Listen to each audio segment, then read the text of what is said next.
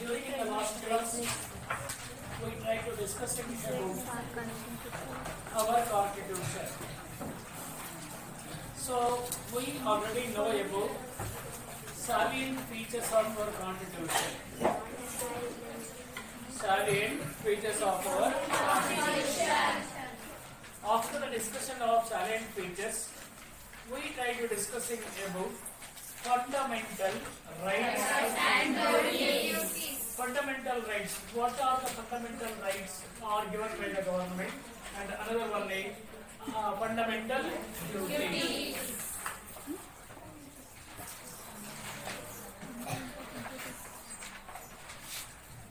Fundamental rights. First, we discuss about rights.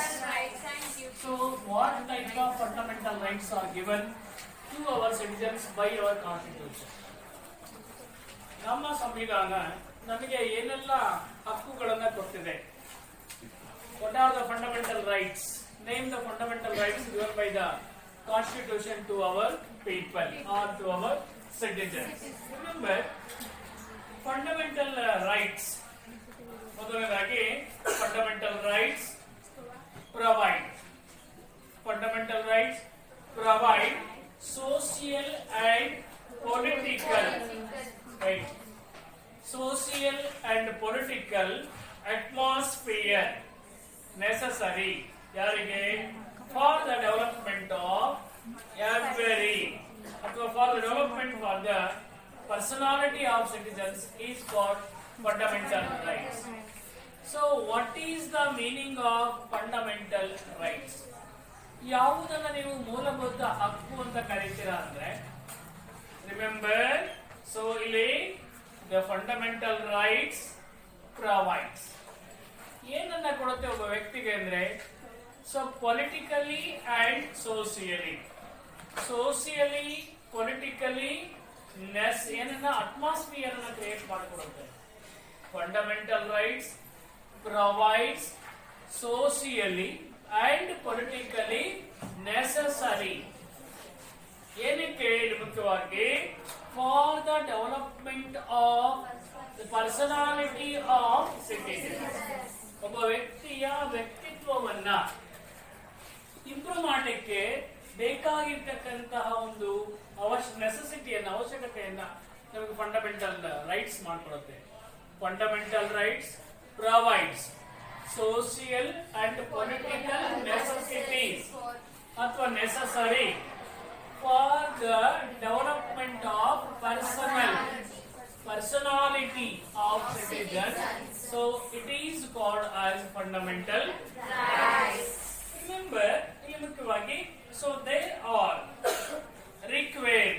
ಇಲ್ಲಿ ಮುಖ್ಯವಾಗಿ ಅವು ಏನನ್ನ ಒಳಗೊಂಡಿದ್ದಾರೆ ಮುಖ್ಯವಾಗಿ required for a person. Fundamental required or fundamental rights are required ಯಾಕೆ ಬೇಕು ಮನುಷ್ಯನಿಗೆ? ಫಂಡಮೆಂಟಲ್ ರೈಟ್ಸ್ ಆರ್ ರಿಕ್ವೈರ್ಡ್ ಇಲ್ಲಿ ಬೇಕು ನಮಗೆ. ಫಂಡಮೆಂಟಲ್ ರೈಟ್ಸ್ ಮನುಷ್ಯನಿಗೆ ಮೂಲಭೂತವಾಗಿ ಬೇಕು. ಯಾಕೆ ಬೇಕಪ್ಪ ಅಂದ್ರೆ ಮುಖ್ಯವಾಗಿ for a person to live civilized life in the society. Why fundamental rights are necessary to citizens? ಯಾಕೆ ಬೇಕು? Yes, fundamental rights are very essential to every citizen. ಏನಕ್ಕೆ? To lead the life. ತಮ್ಮ ಜೀವನವನ್ನು ಮುನ್ನಡೆಸಿಕೊಂಡು ಹೋಗಲಿಕ್ಕೆ fundamental rights required for every citizens. ಏನಕ್ಕೆ? To lead. ತಮ್ಮ ಜೀವನವನ್ನು ನಡೆಸಿಕೊಂಡು ಹೋಗಲಿಕ್ಕೆ ಫಂಡಮೆಂಟಲ್ ರೈಟ್ಸ್ ಬೇಕಾಗುತ್ತೆ. Then finally they are also ಬೇಕಪ್ಪ ಇಲ್ಲಿ ಮುಖ್ಯವಾಗಿ ಅಂದ್ರೆ essential for fundamental rights also essential for the success of democracy. ನೋಡಿ ಏನಕ್ಕೆ ಬೇಕಾಗುತ್ತೆ ಫಂಡಮೆಂಟಲ್ ರೈಟ್ಸ್ ನಮಗೆ ಏನಕ್ಕೆ ಬೇಕಾಗುತ್ತೆ? First one fundamental rights are required for the better life or led life of citizen ಬಂದು. ಎರಡನೇದಾಗಿ fundamental rights are very essential for success of democracy. ಎರಡನೇದಾಗಿ ಯಾವ್ದು ಬೇಕಾಗುತ್ತೆ? Success of democracy. First point ಯಾವ್ದು ಬೇಕಾಗುತ್ತೆ? ಫಸ್ಟ್ ಪಾಯಿಂಟ್ ಏನಕ್ಕೆ ಬೇಕು ನಿಮಗೆ ಫಂಡಮೆಂಟಲ್ ರೈಟ್ಸ್ ಅಂದ್ರೆ ಇಲ್ಲಿ success of democracy is the second point. First point ಮುಖ್ಯವಾಗಿ ಏನಾಗುತ್ತೆ ಟು ಲ್ಯಾಂಡ್ ಎವ್ರಿ ಸಿಟಿಜನ್, ಇಲ್ಲಿ ಮುಖ್ಯವಾಗಿ ಏನಾಗುತ್ತೆ ಎವ್ರಿ ಸಿಟಿಜನ್. ಸೊ ಲೈಫ್ ಅನ್ನ ಸಕ್ಸಸ್ ಆಗಿ ಮೇಂಟೈನ್ ಮಾಡ್ಕೊಳ್ಳಿಕ್ಕೋಸ್ಕರ ಬೇಕಾಗುತ್ತೆ. Remember first point, fundamental rights provide social and political rights. Just listen. Fundamental rights are very essential for the provide social and political necessary to development of personality of a citizen. Fundamental rights are very necessary. So these fundamental rights are required to every person. Required to person ಏನಕ್ಕೆ to lead a civilized life in the society. ಸಮಾಜದಲ್ಲಿ ನಾವು civilised life ಅನ್ನು LED ಮಾಡಬೇಕು ಅಂದ್ರೆ ನಮಗೆ ನಾಗರಿಕ ಹಕ್ಕುಗಳು ಬೇಕು. ಎರಡನೇದಾಗಿ ಏನಕ್ಕೆ ಬೇಕಾಗುತ್ತೆ fundamental rights are very necessary to success of democracy.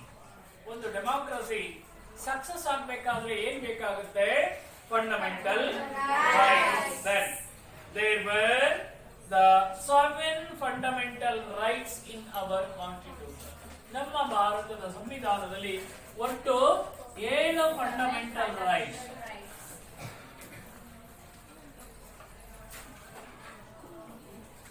There are 7 fundamental rights in our constitution. ನಮ್ಮ ಸಂವಿಧಾನದಲ್ಲಿ ನಾವು 7 ಮೂಲಭೂತ ಹಕ್ಕುಗಳನ್ನು ಕಾಣ್ತೀವಿ. There are 7 fundamental rights in our constitution. ಎಷ್ಟಿದೆ? 7 rights. So this fundamental rights are the ಎಲ್ಲಿ ನಾವು ನೋಡ್ತೀವಿ third part of our constitution. ನಮ್ಮ ಸಂವಿಧಾನದ 3ನೇ ಥರ್ಡ್ ಪಾರ್ಟ್ ಭಾಗದಲ್ಲಿ. ಸೊ ಇಲ್ಲಿ ನಾವು ನಮ್ಮ ಸಂವಿಧಾನ ಯಾವುದನ್ನ ಮೂಲಭೂತ ಹಕ್ಕುಗಳನ್ನು ನಾವು ಕಾಣ್ತೀವಿ. We see fundamental rights in third part of our constitution. So ಇಲ್ಲಿ ಹೇಗೋ however ಇಲ್ಲಿ ಮುಖ್ಯವಾಗಿ ಆಫ್ಟರ್ ದ ಯಾವ ಅಮೆಂಡ್ಮೆಂಟ್ 44th amendment ಇಲ್ಲಿ however ಹೇಗೋ ಹೆಂಗ ನಡ್ಕೊಂಡು ಹೋಗ್ಬಿಡ್ತು however 44th amendment. ಸೊ ಇಲ್ಲಿ ಮುಖ್ಯವಾಗಿ ರೈಟ್ ಟು ಪ್ರಾಪರ್ಟಿ. 7ನೇ ಹಕ್ಕು ಯಾವುದು? Right to property. ಪ್ರಾಪರ್ಟಿ ಅಂದ್ರೆ ಯಾವುದು? ಆಸ್ತಿಯ ಹಕ್ಕು. Right to property. However, according to 44th amendment of our constitution, so right to property is abolished. Abolished means ಅದನ್ನ ಏನ್ ಮಾಡಿದೀವಿ? ತೆಗೆದುಹಾಕಿದ್ವಿ. ಯಾವುದನ್ನ? Right to property. ಸೊ ಇಲ್ಲಿ ಏನಾಗುತ್ತೆ? is abolished. Finally, total now there were only 6 fundamental rights. 6 fundamental rights in our constitution. 7 ಇತ್ತು ಮೊದಲು, including right to property. But according to 44th amendment of our constitution, right to property is abolished. So ಹಾಗಾಗಿ now we only 6 fundamental rights. ಎಲ್ಲರಿಗೆ ಇರ್ತಕ್ಕಂಥ 6 fundamental rights ಅನ್ನು ಕೊಟ್ಟಿದೆ ಸಂವಿಧಾನ ನಿಮಗೆ ಮತ್ತೆ ನಮಗೆ. The citizens of country should enjoy 6 fundamental rights. So ಹಾಗಾದ್ರೆ ಮೊದಲನೆಯ ಫಂಡಮೆಂಟಲ್ ರೈಟ್ಸ್ ಒಂದು ಇದೆಲ್ಲ ಹೇಳ ಇನ್ನೊಂದ್ಸರಿ ಹೇಳ್ಬೇಕೇನ? Yes. Fundamental rights provide social and political necessary. ಬರಬೇಡಿ ಅಂದ್ರೆ rights provide social and political necessary ಯಾರಿಗೆ for the citizens to develop his personality. So this fundamental rights are required for every citizen to lead civilized life. ನಾವು ನಾಗರಿಕ ಜೀವನವನ್ನು ನಾವು LED ಮಾಡಲಿಕ್ಕೆ ಮುಖ್ಯವಾಗಿ ಏನು ಬೇಕಾಗುತ್ತದೆ fundamental rights and fundamental rights are very necessary for the success of democracy. ಇವತ್ತು ಪ್ರಜಾಪ್ರಭುತ್ವ ಯಶಸ್ವಿ ಆಗಬೇಕಂದ್ರೆ ಮುಖ್ಯ ಕಾರಣ ಯಾವುದು fundamental rights. So now in our country according to third part of our constitution we have 7 fundamental rights including right to property, but after the 44th amendment of our constitution right to property is abolished. Now we enjoy 6 fundamental rights. ನಾವು ಇವತ್ತು ನಮ್ಮ ನಿಮ್ಮೆಲ್ಲರಿಗೂ 6 fundamental rights ಗಳನ್ನು ನಾವು ನೋಡ್ತೀವಿ.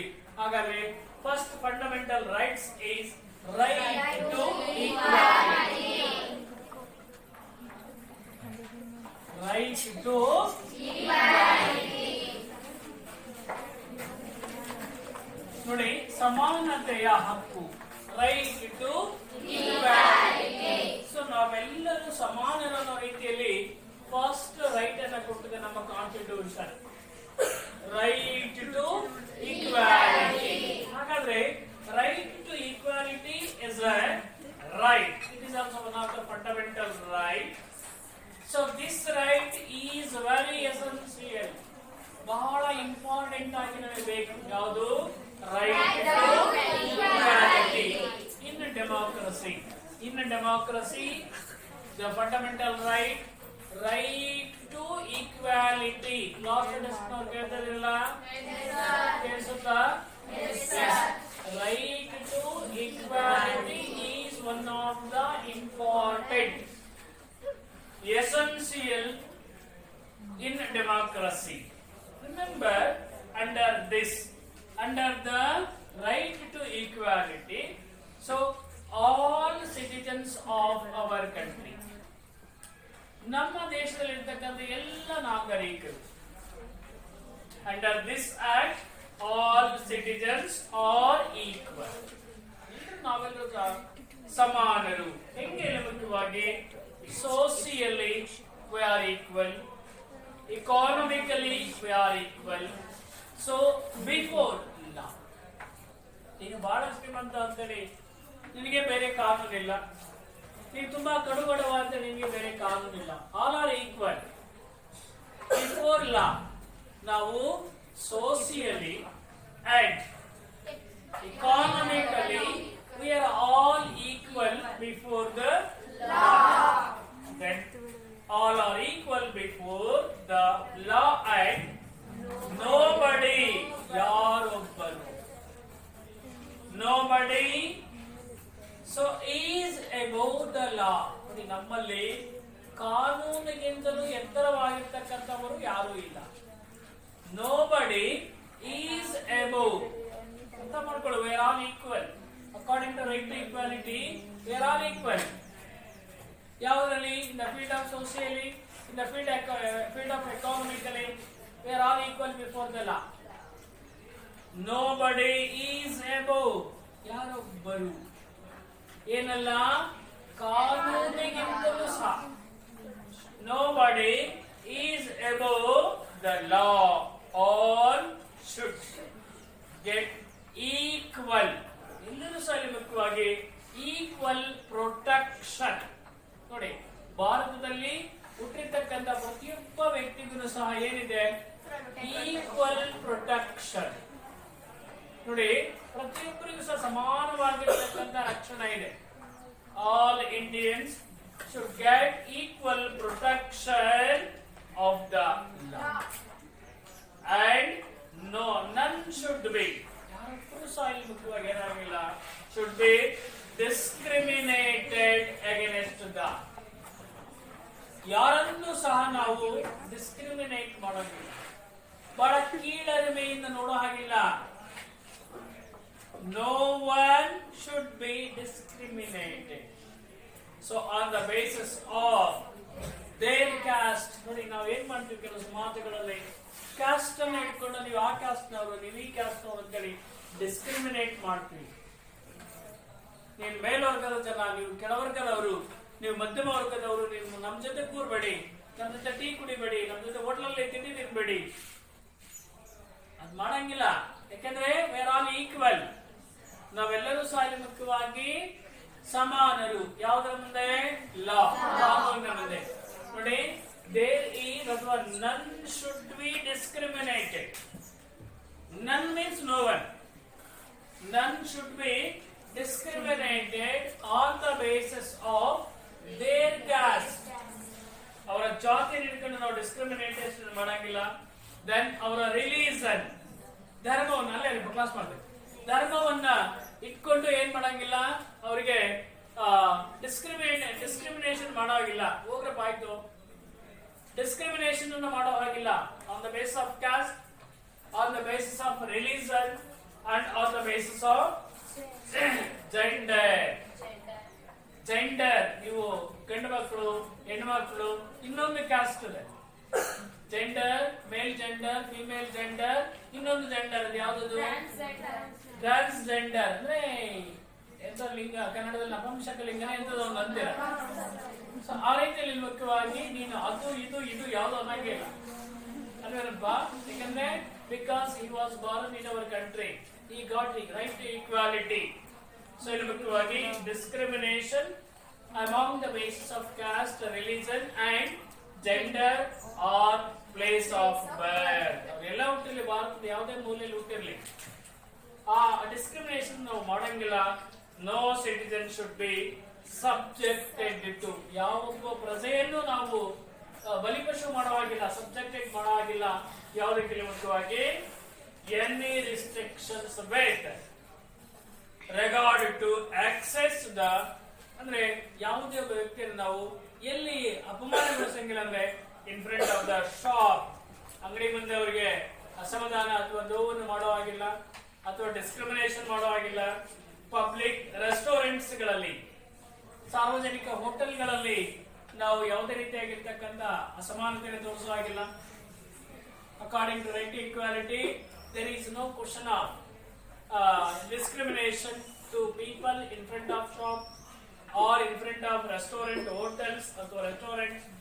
Then hotels ಗಳಲ್ಲಿ ನಾವು discrimination ಅನ್ನು ಮಾಡೋ ಹಾಗಿಲ್ಲ. And another one is public entertainment, cinema ಸ್ಥಳಗಳು, ಮಾಲ್ಸ್ ಗಳಲ್ಲಿ, ಸಿನಿಮಾ ಮಂದಿರಗಳಲ್ಲಿ ನಾವು ಯಾವುದೇ ರೀತಿಯಾಗಿರ್ತಕ್ಕಂಥ ಅಸಮತೋಲನವನ್ನ ಮಾಡೋ ಹಾಗಿಲ್ಲ. So this right as enable, right to equality as enable every citizen should get. Every citizen, ಪ್ರತಿಯೊಬ್ಬ ಭಾರತೀಯನು ಸಹ ಮುಖ್ಯವಾಗಿ ಪಡ್ಕೊಳ್ಬೇಕಾಗುತ್ತೆ ಏನನ್ನ, ಇಲ್ಲಿ ಮುಖ್ಯವಾಗಿ equal opportunities. Equal opportunities. So ಯಾವಾಗ ಜಾಯ್ನಿಂಗ್ ಗವರ್ಮೆಂಟ್ ಸರ್ವಿಸ್, ನೀವು ಎಕ್ಸ್ಪ್ಲೇನ್ ಮಾಡೋ ಅವಶ್ಯಕತೆ ಇಲ್ಲ. ರೈಟ್ ಟು ಈಕ್ವಾಲಿಟಿ ನೀವು ತಲೆಯಲ್ಲಿ ಇರ್ಬೇಕು, ಎಕ್ಸ್ಪ್ಲೇನ್ ಮಾಡೋದು ಬೇಕಾಗಿಲ್ಲ. ಜಸ್ಟ್ ಫಾರ್ ನಾಲೆಡ್ಜ್ ಹೇಳ್ತಾರದು ನೀವು. So write all the fundamental rights ಅಂತ ನಾನೇನಾದ್ರು ಕೇಳಿದ್ರೆ, you write down point number 1,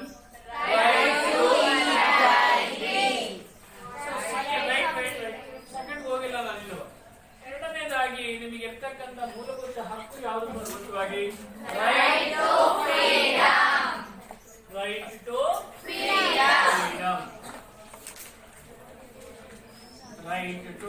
freedom.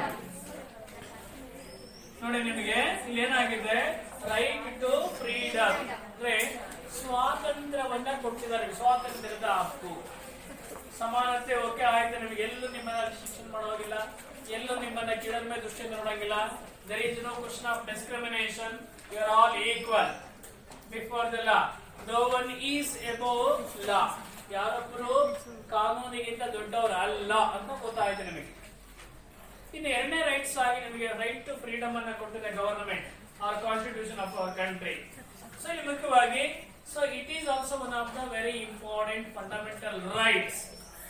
It is also one of the very important fundamental rights yarige to our people, to our citizens. Under this right to freedom, ಈ ಒಂದು ಹಕ್ಕಿನ ಪ್ರಕಾರವಾಗಿ ಏನಾಗುತ್ತೆ?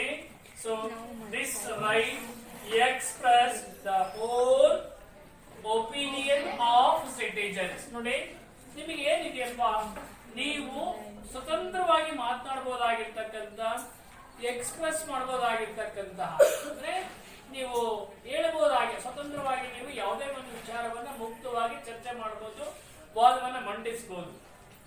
ನೋಡಿ ಇಲ್ಲೇನಾಗುತ್ತೆ, this freedom, right to freedom express the ಏನನ್ನ, so option ಅಥವಾ ನೀವು ಏನ್ ಮಾಡಬಹುದು, ಇಲ್ಲಿ ಮುಖ್ಯವಾಗಿ ಯಾವುದೇ ಒಂದು ರೀತಿಯಾಗಿರ್ತಕ್ಕಂಥ ಒಪಿನಿಯನ್ ಅನ್ನ, ಅಭಿಪ್ರಾಯವನ್ನು ವ್ಯಕ್ತಪಡಿಸ್ತಕ್ಕಂಥ ಹಕ್ಕು.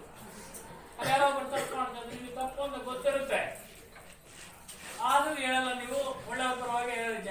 ಶ್ರೀಮಂತ ವ್ಯಕ್ತಿಗಳು ತಪ್ಪು ಮಾಡ್ತಿದ್ರೆ ಇಲ್ಲ ತುಂಬಾ ಒಳ್ಳೇದು ಅಂತ ಹೇಳ್ತೀರ ನೀವು. ಶ್ರೀಮಂತ ವ್ಯಕ್ತಿಗಳು ತಪ್ಪು ಮಾಡ್ತಿದ್ರೆ ಇಲ್ಲ ಒಳ್ಳೇದು ಮಾಡ್ಲಿ, ಅದೇ ಬಾಪಕ್ಕ ಒಳ್ಳೆ ಕಡಪಡ್ತಾನೆ ಇರ್ತಕ್ಕಂಥ ವ್ಯಕ್ತಿ ಬಹಳ ಒಳ್ಳೆ ಕೆಲಸ ಮಾಡ್ತಿದ್ರೆ ತಪ್ಪು ಅದು ಮಾಡಬಾರ್ದು. ಇದು ನಮ್ಮ ಈ ಕರೆಕ್ಟ್ ಇರ್ತಕ್ಕಂಥ ಲೊಕ್ಯಾಲಿಟಿ. ನೋಡಿ ಶ್ರೀಮಂತರು ನಮ್ಮ ಕಣ್ಣಿಗೆ ಕಾಣಂಗೆ ತಪ್ಪು ಮಾಡ್ತಾ ಇರ್ತಾರೆ, ಆದ್ರೂ ಸಹ ನಾವೇನ್ ಮಾಡ್ತೀವಿ, ಅಕ್ಸೆಪ್ಟ್ ಮಾಡ್ಕೊಳ್ತೀವಿ. ಬಡವ, ತುಂಬಾ ಅತಿ ಬಡವ, ಎಲ್ರಿಗೂ ಕಾಣೋ ರೀತಿಯಲ್ಲಿ ಒಳ್ಳೆ ಕೆಲಸವನ್ನು ಮಾಡ್ತಾ ಇದ್ರು ಸಹ ನಾವು ಏನ್ ಮಾಡ್ತೀವಿ, ಕೆಟ್ಟ ದೃಷ್ಟಿಯಲ್ಲಿ ನೋಡ್ತೀವಿ. ಸೊ ಹಾಗಾಗಿ right to freedom is also one of the important rights given by our constitution. According to this, so ಇಲ್ಲಿ one who express his opinion, ಆಮೇಲೆ ಟು ಕಂಡಕ್ಟ್ ಮೀಟಿಂಗ್, ನಾವೇನ್ ಮಾಡ್ಕೊಳ್ಬಹುದು, ಮೀಟಿಂಗ್ ಅನ್ನ ಮಾಡ್ಕೊಳ್ಬಹುದು, ಕಂಡಕ್ಟ್ ಅನ್ನ ಒಂದು ಸಭೆಯನ್ನ ಕರ್ಕೊಳ್ಬಹುದು. And also another one is without arms to establish organisation.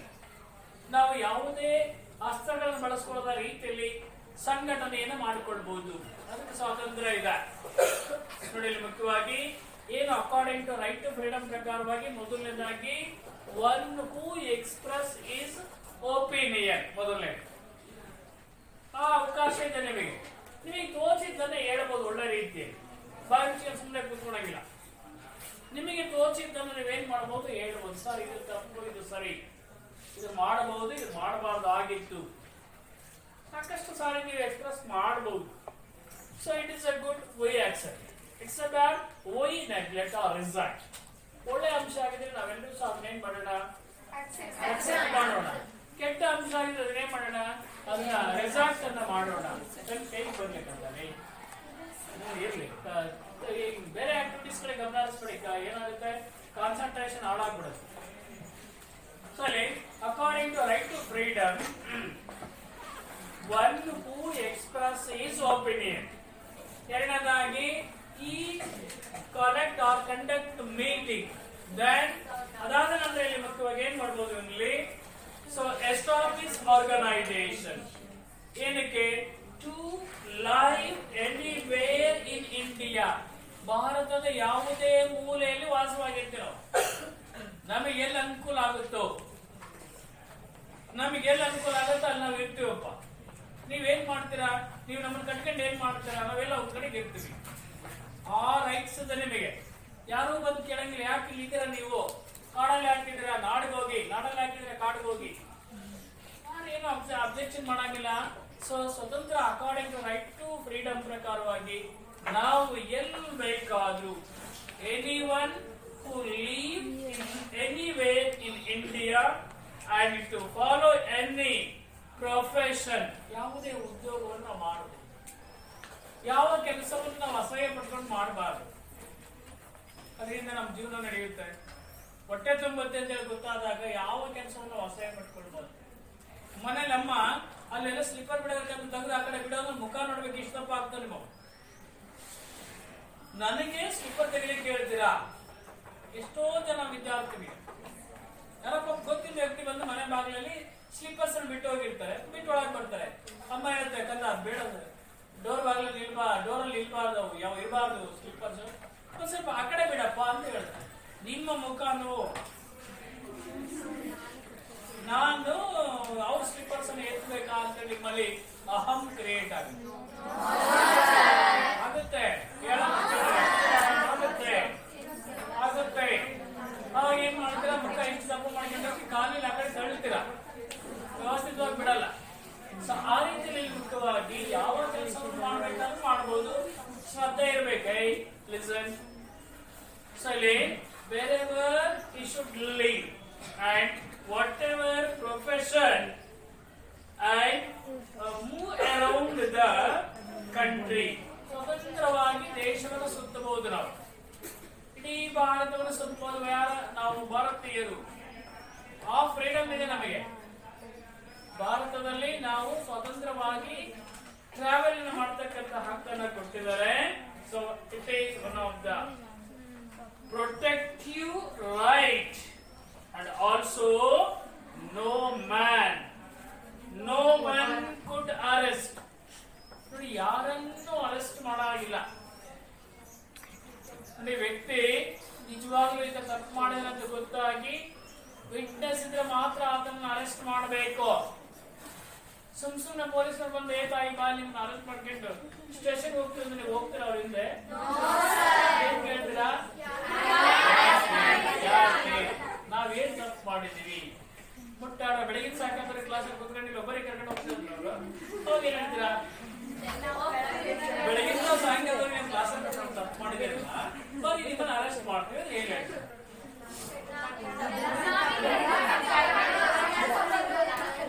ತಪ್ಪು ಅಂದ್ರೆ ಅವ್ರು ಇಲ್ಲಿ ಒಂದು ಬೆಳಗಿನ ಒಂದು ಸೈಕಲ್ ಕೂತ್ಕೊಂಡಿರಲ್ಲ, ಪೊಲೀಸ್ ಹೇಳ್ತಾರೆ ಬೆಳಗ್ಗೆ ನೀವು 9 ಗಂಟೆಯಿಂದ ಬಂದು 5 ಗಂಟೆವರೆಗೆ ಕುತ್ಕೊಂಡಿಲ್ಲ, ಒಂದು ಆಚೆ ಆಗಲ್ಲ ಅನ್ನಿಸ್ಲಿ.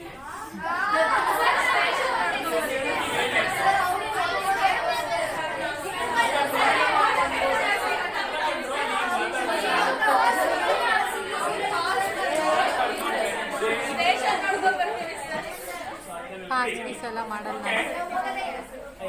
ನಮ್ಮ ಹುಡುಗಿರು ಎಲ್ಲಿ ಬರ್ತಾರೆ?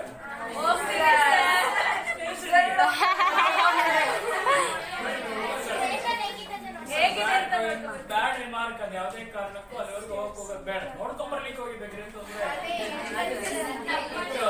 ಹೀಗೆ ಕ್ರೈಮ್ ಅಲ್ಲಿ ಹೋಗೋದು ಬೇಡ, ಅಪರಾಧಿಯಾಗಿ ಹೋಗೋದು ಬೇಡ. ಬೇರೆ ಯಾರು ಅಲ್ಲಿ ಹೋಗೋಂತ ಅವಶ್ಯಕತೆ ಬೇಡ. ಎಸ್, ಇಲ್ಲಿ ಮುಖ್ಯವಾಗಿ according to right to freedom, no one can arrest without proper reason. ಯಾವುದೇ ಒಬ್ಬ ವ್ಯಕ್ತಿಯನ್ನ ಪ್ರಾಪರ್ ರೀಸನ್ ಇಲ್ಲದೆ, ಕಾರಣ ಇಲ್ಲದೆ ಯಾವುದೇ ಕಾರಣಕ್ಕೂ ಅರೆಸ್ಟ್ ಅನ್ನ ಮಾಡಲಾಗಿಲ್ಲ.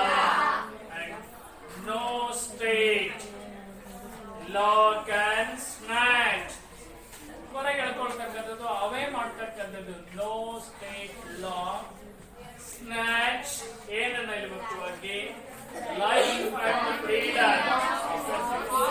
ಯಾವುದೇ ರಾಜ್ಯದಲ್ಲಿರ್ತಕ್ಕಂಥ ಕಾನೂನುಗಳು ಏನನ್ನ ಕಸ್ಕೊಳ್ಳಿಕ್ಕಾಗಲ್ಲ. Snatch life and freedom of a citizen. So that is second important fundamental right to equality, right to freedom. In the third one ನೋಡಿದಾಗ ಮುಖ್ಯವಾಗಿ right against exploitation, right against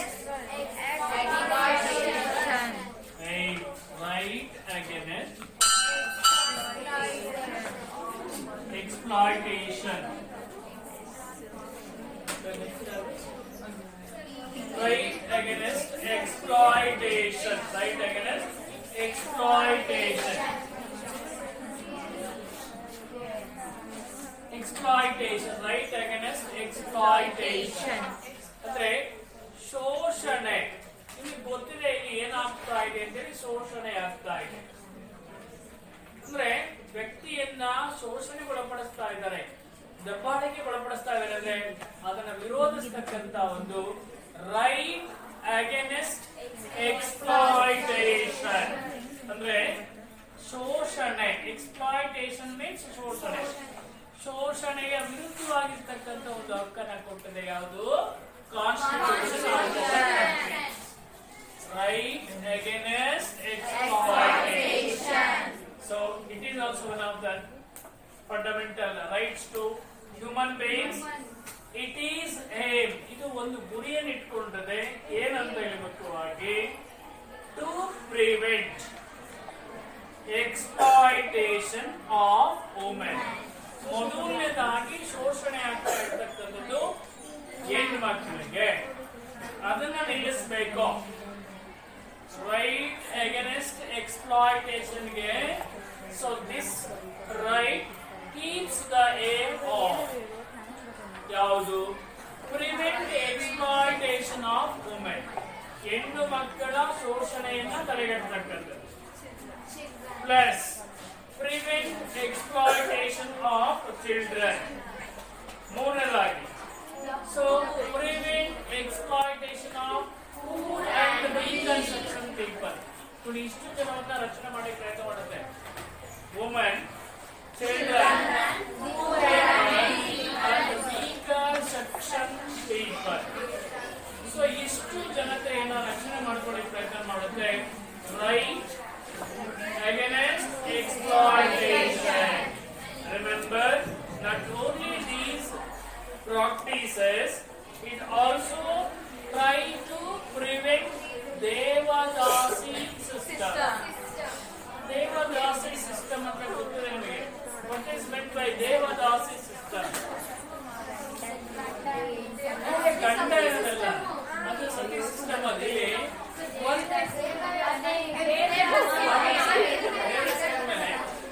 ಹಿಂದೆ ಈಗಿಲ್ಲ ಕೇಳಿ, ಈಗಿಲ್ಲ ಈ ಮೆಥಡ್. ಈಗೆಲ್ಲ ನಮ್ಮೆಲ್ಲ 5th ಜನರೇಷನ್ ನೀವೆಲ್ಲ 5G, ನೀವೆಲ್ಲ 5G ಮುಗಿದು 6G ಹೋಗ್ತಾ ಇದ್ದೀವಿ. ನೀವಾಗಲೇ 1G ಇದ್ದಾಗ ನೋಡಿ 1 2 3 4 ನೀವೆಲ್ಲ 5 6ಗೆಲ್ಲ ಕಾಲ ಇಡ್ತಾ ಇದೀರ ನೀವು. ಫಸ್ಟ್ ಜನರೇಷನ್ ಇತ್ತಲ್ಲ, ಆವಾಗಿತ್ತು ದೇವದಾಸಿ ಸಿಸ್ಟಮ್. ಲೇಡೀಸ್ ಗಳನ್ನ, ಹೆಣ್ಮಕ್ಳನ್ನ ದೇವರ ಹೆಸರಿನಲ್ಲಿ ಹಾಗೇನೆ ವಿತೌಟ್ ಮ್ಯಾರಿ ಅವ್ರನ್ನ ಊರಲ್ಲಿ ಬಿಡ್ತಾ ಇದ್ರು. ನಾವು ಜೀವನ ನಡೆಸ್ತಾ ಇದ್ರು, ಗಂಭೀರ ಜೀವನ ನಡೆಸ್ತಾ ಇದ್ರು. ಆದ್ರೂ ಸಹ ದೇವರುಗಳ ಹೆಸರು ಮೇಲೆ ಅವರನ್ನ ಮದುವೆಯನ್ನು ಮಾಡೋದಲ್ಲೇ ಊರಲ್ಲಿ ಹಾಗೇನೆ ಇಡ್ತಾ ಇದ್ರು. ದೇವದಾಸ ಸಿಸ್ಟಮ್. ಸೊ ಇದರಿಂದ ಏನಾಗ್ತಾ ಇತ್ತು ಅಂದ್ರೆ ಎಕ್ಸ್ಪ್ಲಾಯಿಟೇಷನ್ ಆಗ್ತದೆ ಹೆಣ್ಮಕ್ಳಿಗೆ. ಯಾಕೆ ಅವ್ರು ಮದುವೆ ಮಾಡಬಾರ್ದು, ಅವ್ರು ಯಾಕೆ ಮಕ್ಕಳಾಗಬಾರ್ದು, ಅವ್ರು ಯಾಕೆ ಸಮಾಜದಲ್ಲಿ ಜೀವನ ಮಾಡಬಾರ್ದು. ಸೊ ಹಾಗಾಗಿ ಆ ಉದ್ದೇಶ ಇಟ್ಕೊಂಡು ಡಾಕ್ಟರ್ ಬಿ ಆರ್ ಅಂಬೇಡ್ಕರ್ ಅವರು